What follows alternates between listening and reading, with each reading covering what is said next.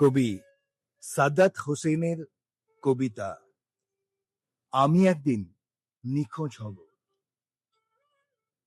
আমি একদিন সন্ধ্যা হব, অন্ধকারে হারিয়ে ফেলে খুঁজবে যখন বটের ধারে, ধান সিঁড়িদের কান্না হব।